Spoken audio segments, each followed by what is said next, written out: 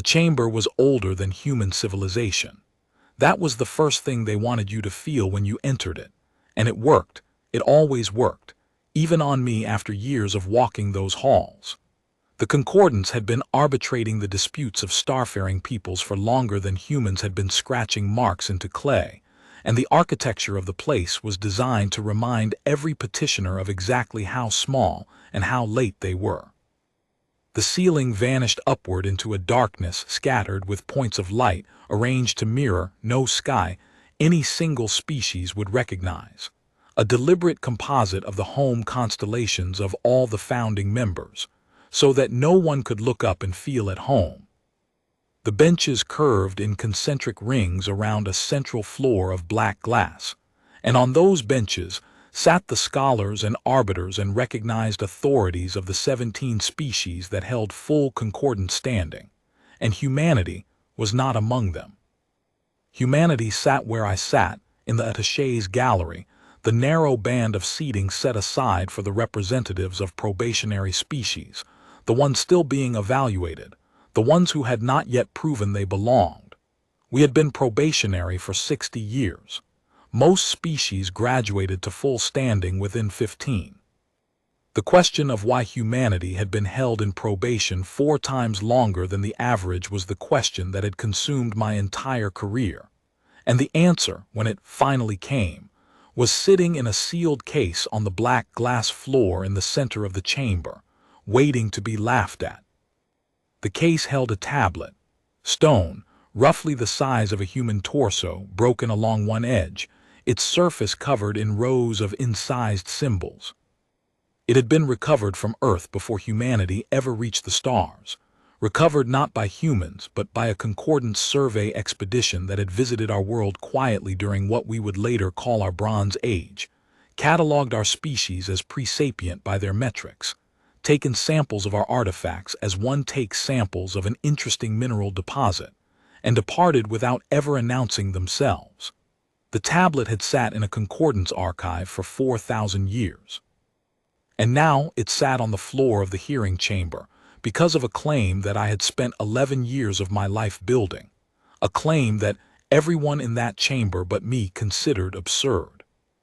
The claim was this, that the symbols on the tablet were not decoration, that they were not, as the Concordance's own catalog had recorded for 4 millennia, non-semantic ornamental marking consistent with pre-linguistic aesthetic behavior, that they were language, writing, that a human being had, 4,000 years before humanity reached space, sat down and encoded meaning into stone, and that this fact, if proven, would demonstrate that humanity had possessed true symbolic language at a developmental stage when the Concordance's survey had declared us incapable of it, which would in turn mean that the entire basis on which humanity had been classified, the entire reason for our 4 times extended probation, rested on an error the Concordance had been making and refusing to examine for 4,000 years.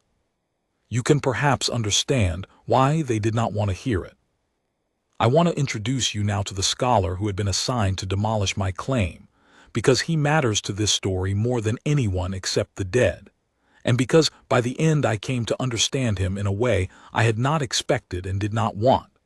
His name, rendered into sounds a human throat could approximate, was Vel Tesserin, and he was the foremost living authority on pre-contact artifacts in the entire Concordance.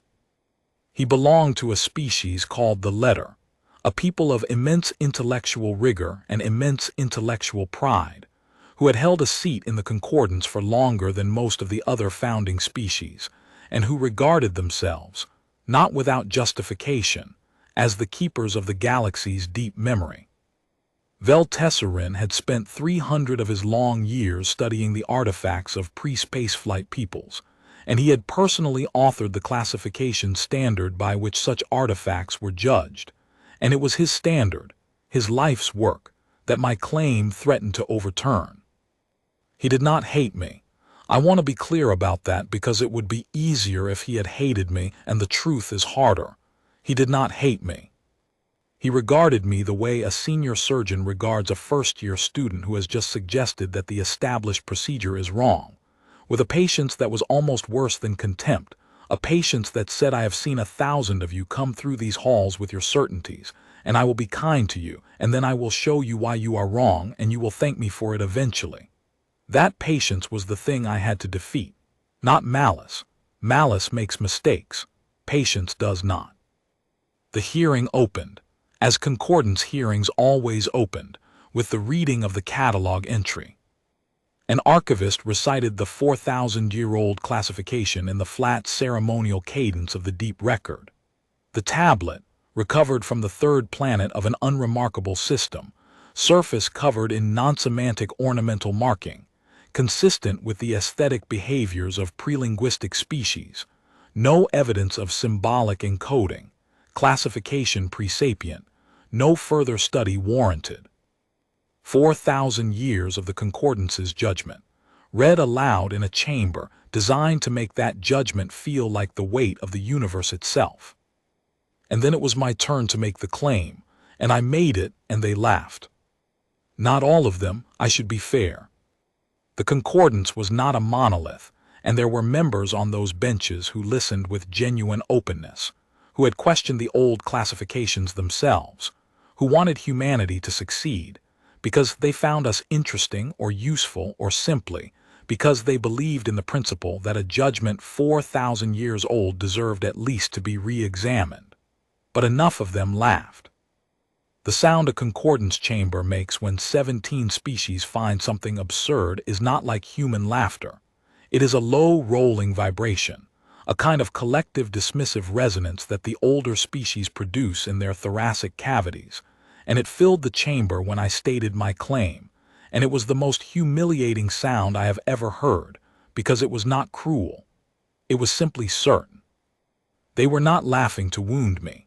They were laughing because a probationary primate had just told the keepers of galactic memory that they had been wrong for 4,000 years, and the proposition was, on its face, ridiculous. Vel Tesserin did not laugh. He waited for the resonance to subside, and then he rose, and he began, with exquisite courtesy, to take my claim apart. I have to tell you about his argument, because his argument was good. This is the thing that the simple version of this story always leaves out, the version that gets told now in the human colonies, the triumphant version where the arrogant alien is humiliated by the clever human. That version is a lie, or at least it is a child's version of the truth. Vel Tesserin was not arrogant in the way that word usually means. He was rigorous, and his argument against my claim was the strongest argument that could be made. And for most of that hearing it was winning, and it deserved to be winning, because I had not yet been able to prove the one thing that would break it. His argument was about pattern and meaning and the terrible gap between them. He stood on the black glass floor beside the tablet and he explained, to a chamber that mostly already agreed with him, the central problem of xenoarchaeology, the problem he had spent 300 years formalizing. The problem was this: that the universe is full of pattern, and that pattern is not meaning. Crystals form patterns. Waves form patterns.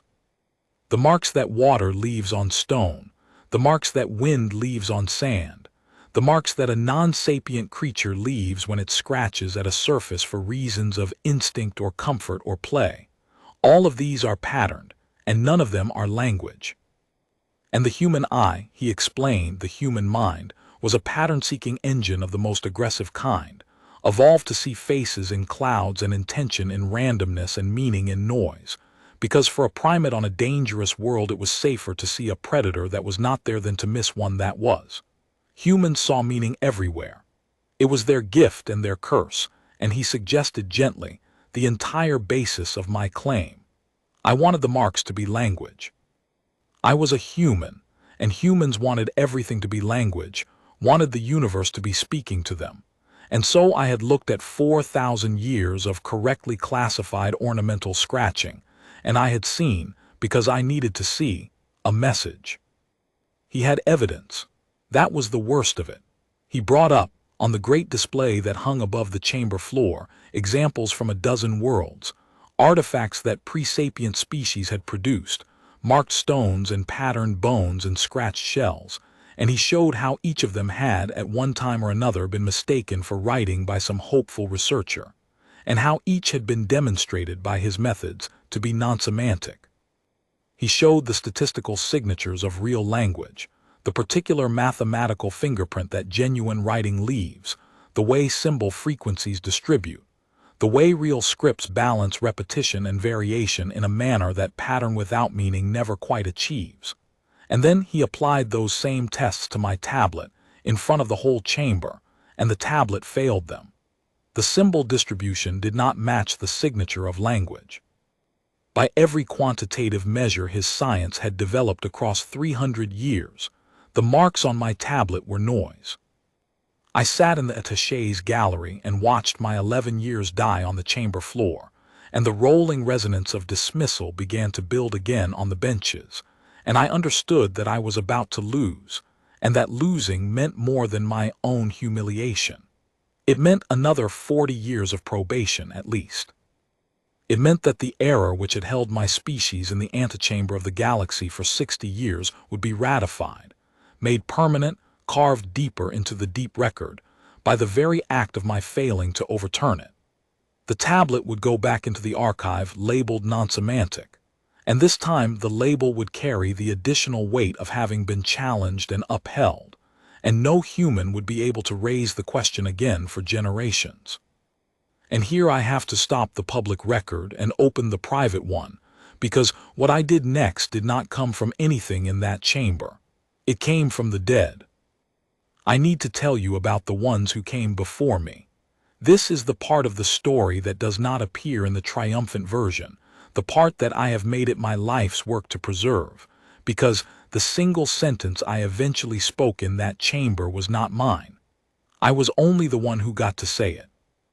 It had been built, over 60 years, by a chain of human beings, most of whom died believing they had accomplished nothing, and I will not let the triumphant version erase them, because the triumphant version makes it sound as though one clever human walked into a chamber and dazzled the aliens, and that is an insult to every person whose failure was the foundation I stood on.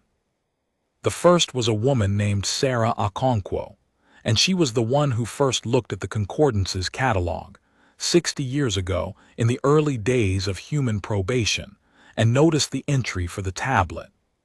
She was a junior xenohistorian, granted limited access to the deep archive as a courtesy to a newly probationary species, and she was not even supposed to be looking at per-contact human material. She was supposed to be studying concordance law, learning the rules her species would have to live by.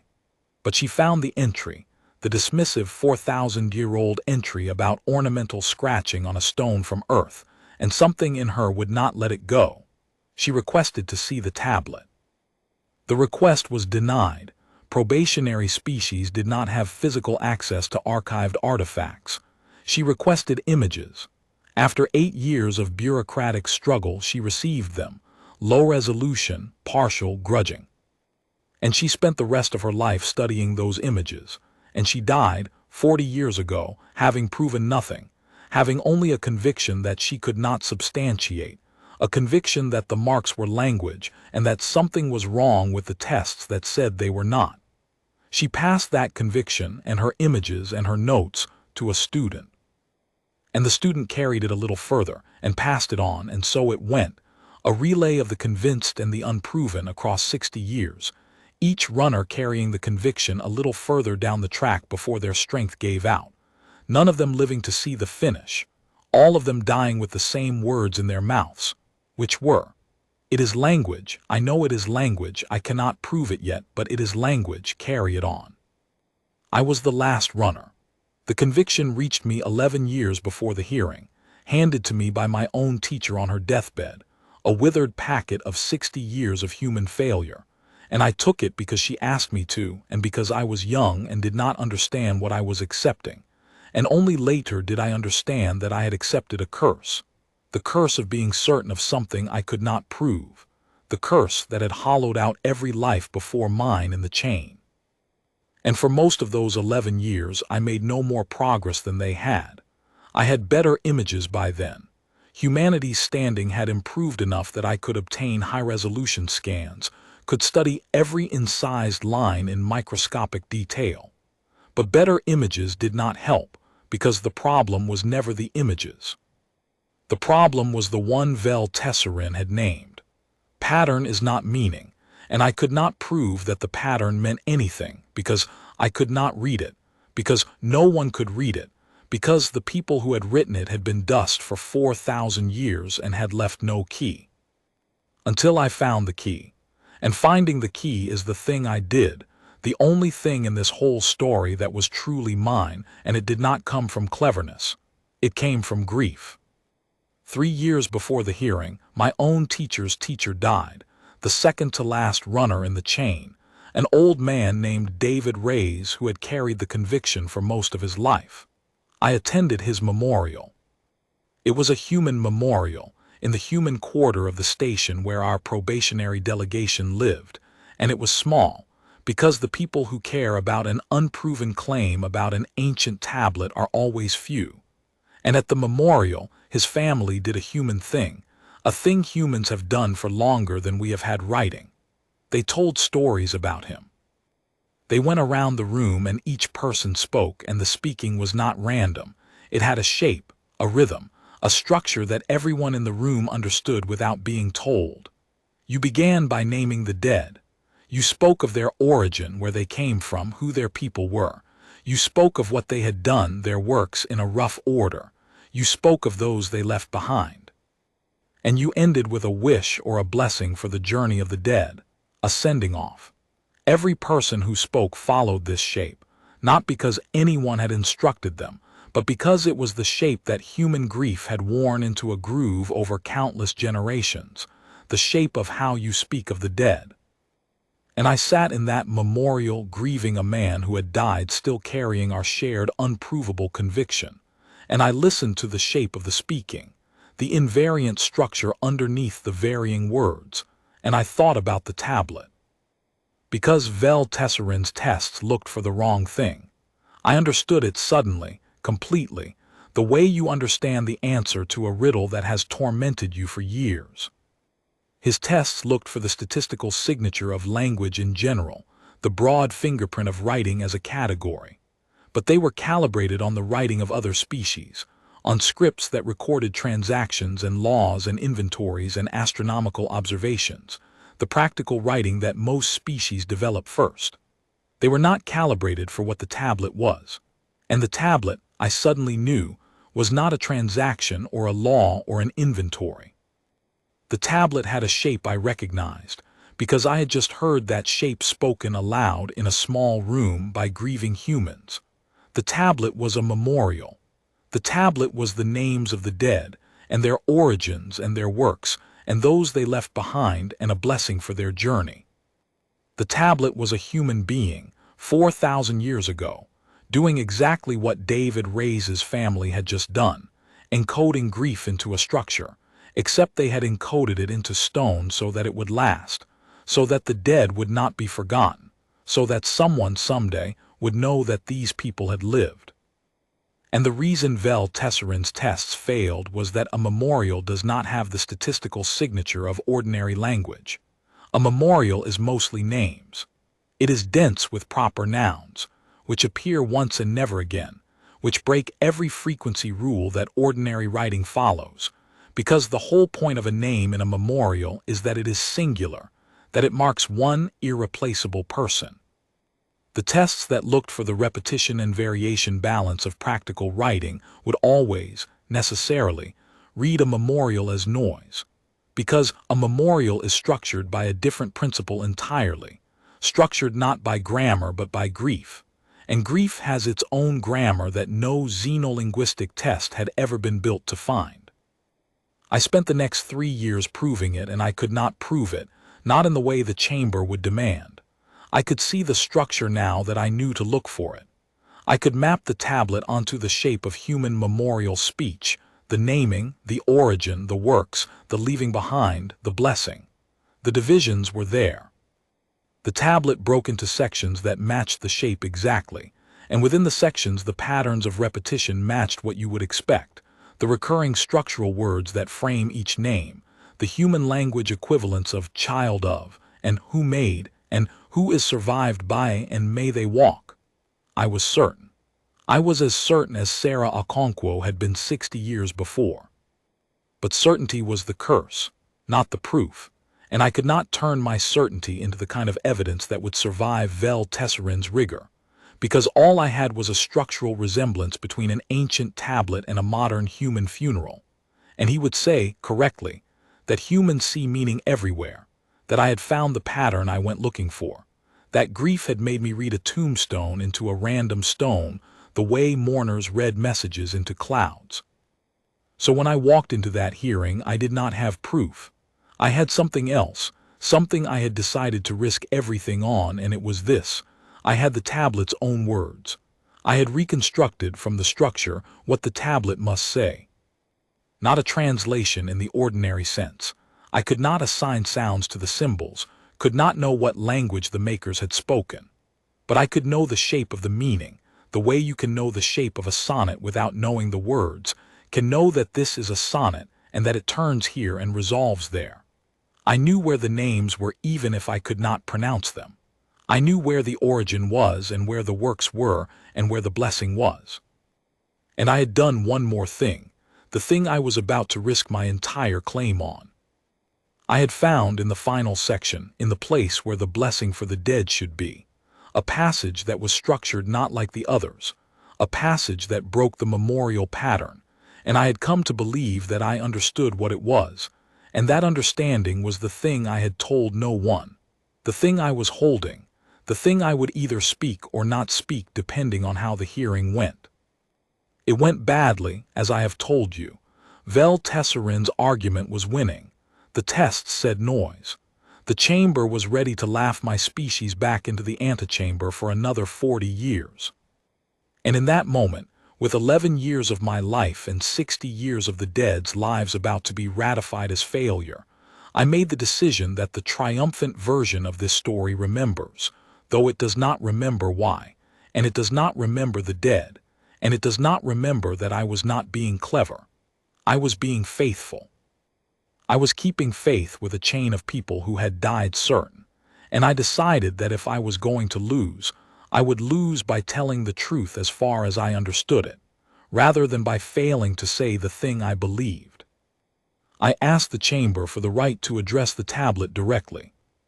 This was an unusual request, and there was some procedural confusion about whether a probationary attaché had the standing to make it, but Vel Tesserin himself, in a gesture that I did not understand at the time, and that I now believe was the single most important thing he ever did, intervened to grant it. He said into the procedural murmur that the human should be permitted to speak, that the concordance had nothing to fear from words, that if the claim was empty, letting the claimant speak would only demonstrate its emptiness more clearly. He thought he was giving me enough rope to hang my claim. He was.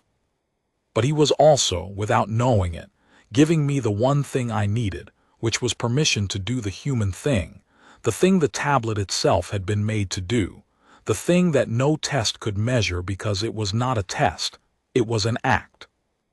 I walked down from the attaché's gallery onto the black glass floor of the hearing chamber, the floor that no probationary representative had ever been permitted to stand on, and I stood beside the 4,000-year-old tablet, and I did not make an argument. I had decided. I was not going to try to outargue 300 years of Vel Tesserin's rigor, because I could not, because his rigor was real and my proof was absent. Instead, I was going to do the thing the tablet was for. I was going to read it aloud. Not translate it. I could not translate it. I was going to do what its makers had done, in the structure they had used, and I was going to let the chamber hear the shape of it, because I had come to believe that the shape of grief is the one language that does not need translation, that any species that buries its dead would recognize, and I was going to bet my entire claim and my species standing on that belief. I began with the names. I could not pronounce the names, so I did not pronounce them. I pointed to them, each name in turn, in the section of the tablet where I knew the names to be, and for each one I said, in my own human language, in the cadence of memorial, "Here is one who lived." I pointed to the first cluster of symbols, the first singular never-repeated cluster that the frequency tests had read as noise, and I said, here is one who lived, and here beside their name is the mark of their origin, the place they came from, the people who were theirs. I moved to the next. Here is another who lived. And the mark beside their name is different, a different origin, and see how it repeats the structural symbol that frames every origin. The symbol your tests dismissed as random because it appears too regularly to be a word and too irregularly to be grammar, but which is neither. It is the frame around a name. It is the human hand saying this one, and this one, and this one. The chamber had gone silent. Not the silence of agreement, the silence of a room that does not yet know what it is watching. I kept going.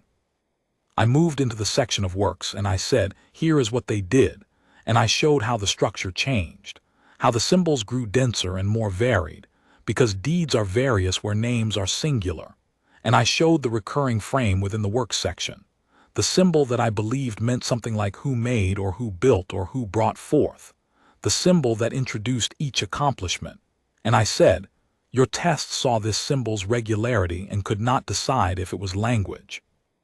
Because it did not behave like a word in a sentence. But it does not need to behave like a word in a sentence, because this is not a sentence. This is a list of the works of the dead, and the works of the dead have their own grammar, and that grammar is older than sentences. And then I reached the section of those left behind, and something happened in the chamber that I have never been able to fully describe. Because the species of the concordance do not all grieve alike. They do not all have memorials. Some of them reproduce in ways that make the human concept of those left behind strange or meaningless to them. But many of them do grieve. Many of them bury their dead, or burn them, or send them into their sons, or do whatever their long histories have taught them to do with the unbearable fact of a person who was here and is now gone. And as I read the structure of those left behind, as I pointed to the names of the survivors and said, here are the ones who remained, here are the ones who carved this stone, here are the ones who could not bear for these dead to be forgotten, and so they wrote them into rock so that the rock would remember when memory failed. I watched the benches, and I saw the recognition move across them species by species, the way dawn moves across a landscape, as one people after another understood what they were looking at. Because one people after another had done this same thing, had stood over their own dead and refused to let them vanish without a mark. The shape of grief is the one language that does not need translation. I had bet everything on that, and I was watching it come true. But the thing that broke the hearing, the thing that is the reason this story is told at all, was the last section, the one that broke the pattern, the one I had told no one about. Because I had been right that the final section did not match the memorial structure of the rest. And I had been right about what it was. And I had saved it, held it, because I understood that it was the keystone, that it was the thing that would either prove everything or prove nothing. The final section of the tablet was not about the dead. It was addressed to the future. I had realized this in the third year, the structure of it finally yielding, and when I understood it, I had wept, alone in my quarters for an hour, because of what it meant and because of the 60 years of the chain and because of what the makers of the tablet had done. The final section was a message to whoever would someday read the tablet. It was the makers of the memorial 4,000 years ago, reaching forward in time to the unknown reader, and it said, in the structure I had reconstructed, it said, if you can read this, then we were not what they will say we were.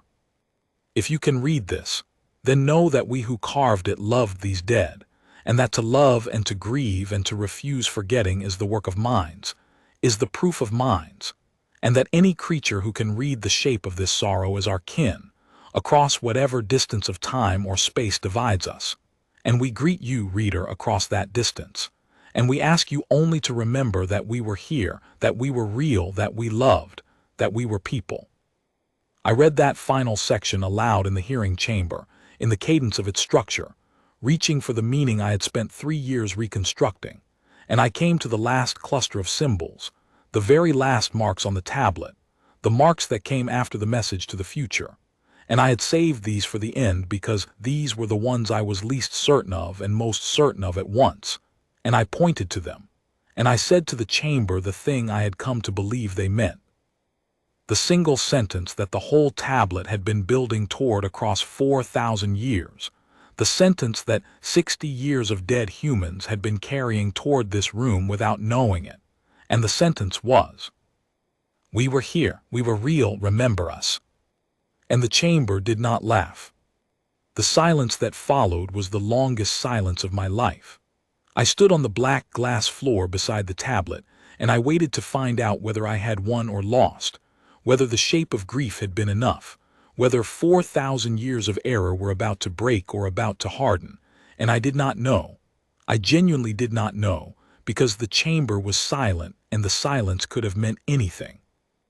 And then Tesserin rose. I want to tell you exactly what he did, because it is the heart of this story, and because the triumphant version gets it so completely wrong. The triumphant version says that the human humiliated the alien scholar, that he was exposed as a fool, that he slunk away defeated. None of that is true. What Tesserin did was the bravest thing I have ever seen a scholar do, and it had nothing to do with defeat. He came down onto the floor, and he stood beside me and the tablet, and he addressed the chamber, and he said that he had spent 300 years building the tests that had just failed. He said it plainly, without flinching. He said that his entire life's work had been founded on a principle that he now had to question, the principle that meaning could be measured by pattern, that the fingerprint of mind could be found in statistics. And he said that the human had just shown him something his tests could not measure, which was that there are kinds of meaning that do not live in the frequency of symbols, but in the structure of an act, in the shape of a thing done, and that the shape the human had just traced was a shape he recognized, because the letter, too, grieved their dead, because the letter, too, had once carved the names of the lost into stone before they had cities or sciences or seats in the concordance, and that he had looked at this tablet for the catalog review years ago and had seen ornamental scratching, and that he had been wrong, and that he had been wrong because he had been looking for the wrong kind of meaning, the practical kind, the transactional kind, and had not thought to look for the kind of meaning that a person makes when they stand over a grave. He said, "The test was mine, and the test failed, and a failed test is not the human's shame but mine, and I will not compound the error of 4,000 years by defending it now that I have seen it." And then he did the thing that broke not just the hearing but something much larger, something in the whole structure of how the concordance had understood itself. He turned to the benches, and he said that the classification of humanity as pre-sapient had been based on artifacts exactly like this one. Artifacts the concordance had judged by tests that could not see the kind of meaning humans most characteristically made, and that if those tests had missed the meaning in this tablet, they had very likely missed it in others, in the artifacts of who knew how many species held in probation or dismissed entirely or never contacted at all. Because they did not write the way the founding species wrote, because they encoded their minds not in ledgers but in laments. He said that the concordance might have been deaf, for its entire history, to an entire register of mind, the register of grief, the register of memorial, the register of meaning made to last, and that this deafness might have caused it to overlook the sapience of who knew how many peoples across who knew how many worlds. It was the end of his life's work, and he laid it down himself, in front of everyone, because the truth required it. That is who Tesserin was. Not an arrogant fool to be humiliated by a clever human. A scholar so committed to truth that he would destroy 300 years of his own work the moment he saw it was built on an error. The triumphant version cannot hold him because the triumphant version needs a villain, and he was not a villain. He was the most honorable mind in that chamber, and the proof of his honor was that he was the one who pronounced his own life's work mistaken rather than let an error stand. Humanity's probation ended that day, not because we had won an argument, but because We had revealed an error so large that it called the concordance's entire classificatory history into question, and the only way for the concordance to begin to correct that history was to start with the species standing in front of them, the species whose tablet had revealed the flaw. We were granted full standing within the year. But that is the small consequence, the human history textbook consequence, and it is not what I think about when I think about that day. What I think about is the chain. What I think about is Sarah Okonkwo, 60 years ago, finding an entry in a catalog and feeling something wrong and being unable to let it go, and dying with the conviction unproven. What I think about is the relay of the certain but unproven, the runners who each carried the conviction as far as their lives would reach and then handed it on with their dying breath, none of them living to see the finish, all of them dying in what looked like failure. Because here is the thing that the tablet taught me, the thing that is the real meaning of the whole story, the thing that the makers of the tablet knew 4,000 years ago when they carved their message to the future. They were doing the same thing the chain was doing. The makers of the tablet stood over their dead and refused to let them be forgotten, and carved their names into stone, and reached forward across an unknown gulf of time to a reader they would never meet. And the reader came, 4,000 years later, in a chamber they could never have imagined, and read their names and said them aloud, and the dead were remembered exactly as the makers had hoped, exactly as they had carved into the stone. The tablet worked. 4,000 years late, against impossible odds, the tablet did the thing it was made to do. And the chain of humans worked too, the same way, each runner carving the conviction into the next like a name into stone, reaching forward across the gulf of their own deaths to a reader, a finisher, who came at last, and said the thing they had all been certain of and could not prove, and made their certainty true, and so remembered them, so kept faith with them, so refused to let their lives be the failure they had appeared to be. I was not the hero of this story, I was the reader. I was the one the dead were reaching toward, both sets of dead, the ones who carved the tablet and the ones who carried the conviction, and the only thing I did, the only thing that was mine, was to arrive, and to read, and to say their names. That is all any of us are in the end, the makers of memorials and the carriers of convictions and the readers who come after. We are a chain of hands reaching forward and back across the dark, each one holding what was passed to it, each one passing it on, and the whole meaning of a mind, the whole proof of a person, is that they reach, that they refuse forgetting, that they carve the names into something that will last and trust that someone someday will read. Vel Tesserin and I became something like friends in the years after, in the strange way that two people become friends when they have stood together at the breaking of something large. He was old, even by the long-lived standards of his people, and he did not have many years left, and he spent them on a project that he asked me to help him with, and that I am still completing now, after his death.